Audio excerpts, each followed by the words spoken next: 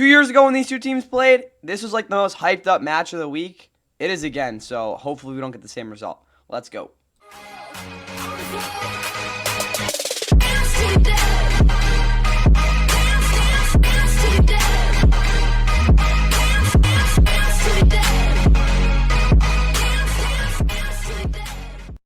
And with that, what is going on, guys? Welcome back to the NFL. Please like and subscribe if you guys enjoy the Week 3 Monday Night Football predictions and preview, as we will be going through this game, breaking it down and talking all about the Lions and Ravens, which again is our Week 3 Monday Night Football matchup. If you have not gotten a chance to yet, go check out the recap of all the games from Sunday when that comes out.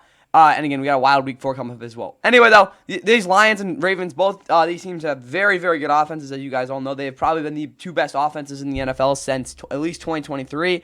You could even argue 2022. But for the Lions, in this case, they, again, did not have the greatest Week 1 performance. Again, if you didn't know, they lost Ben Johnson and Aaron Glenn, both their coordinators this offseason. That looked like it would be a big issue in Week 1, as they weren't very good on defense, which they weren't really that good on defense last year either. They were ravaged by injury. That's really besides the point. They really weren't that good in Week 1. Offensively, they were a complete mess. But then last week, it blew up in everyone's faces. They put up 52 points and absolutely routed the Bears. And they looked like the offense we've seen the past few years. With that said, though, they're going into against a Baltimore team that should be 2-0. If it wasn't for a 15-point blown lead the last 4 minutes of that game on Sunday Night Football in Week 1, they would be 2-0, and they look like the best team in football because of the fact that they put up over 40 points for their first two games. Again, last week they put up 41 in a pretty easy win against the Browns, to say the least. Lamar's looked great. Their offenses look great. Their defense, overall has been, I guess, okay, despite the 41 points they gave up in Week 1. That's really nonetheless. Both these teams are looking to get to 2-1 and really not trying to fall to 1-2. Considering both these teams are playing, not the Browns, but Lions, but the Ravens specifically have a pretty tough couple games coming up. With that said, though, we all know that these two teams have played in the pretty recently in the past. That was actually back in 2023. That's when the Lions were really just starting to get going. They were actually 5-1 going against a 4-2 Ravens team going into that one. The Ravens, even though they came coming from London, played their best game of the season, as they absolutely routed the Lions 38-6. The Lions didn't know what was coming, and they ended up, not looking very good, and no one really trusted them until later in the season. With that said, though, this game will be at 8:15 on ESPN, ABC, ESPN Deportes. It'll stream live if you have that ESPN subscription, as well as NFL Plus. Other than that, though, there'll be a post game. There'll be a lot of stuff going on in this one. A lot of shenanigans. Peyton and Eli, I think, are on the game as well. The weather in Baltimore for this game, it's going to be pretty decent, 63 degrees, and it's going to be, why is it 8 a.m.? What are we doing? Why are we doing 8 a.m.?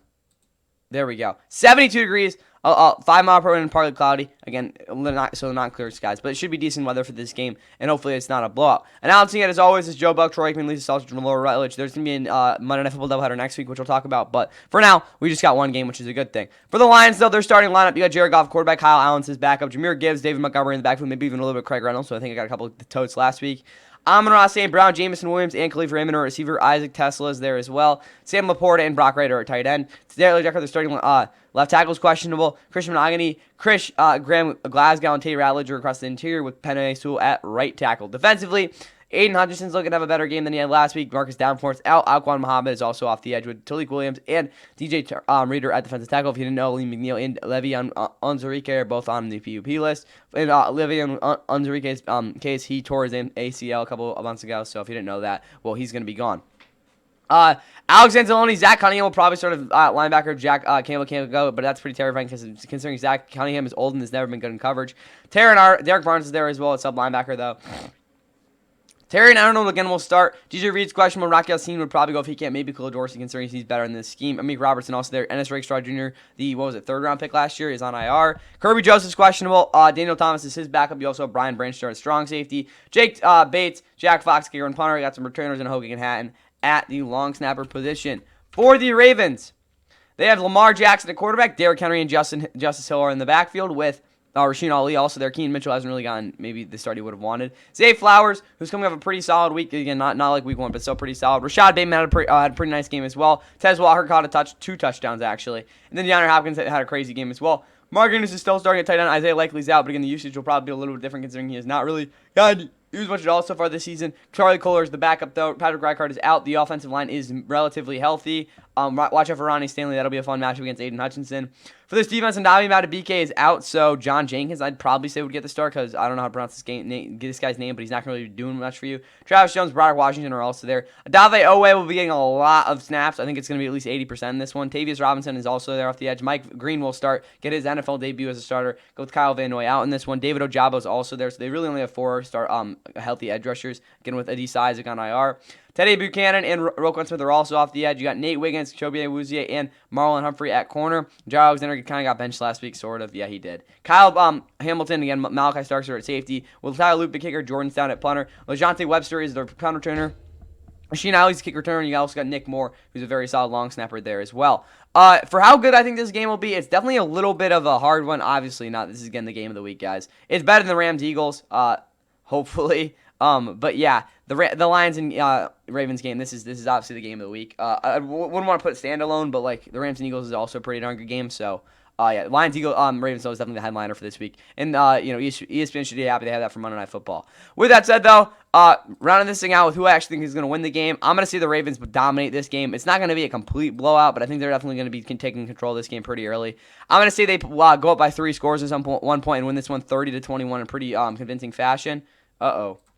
But nonetheless on that, I have the Ravens winning this one 30-21. Lions, again, you got a pretty easy game next week, or hopefully. So we'll see what happens. Total points was at 51. Yeah, I'll give me the Ravens this one 30-21. Here's, again, some of what happened last time these two teams played. And yeah, hope you guys enjoyed the game. And also go check out that Sunday recap, which should be coming out pretty soon. The best that they have looked on offense, for sure. Here, just going to dump it off to Edwards. There's no one in front of him. Gus Edwards running away. Edwards, now one man to beat. Still going all the way down to the 10. Off the end. Take a look at it again. It's clearly a pass. Right. He sees the unblocked guy, Jack Campbell, off the end, and he says, I'm just going to run the other way, and the running back's wide open. I don't think I've ever seen a running back that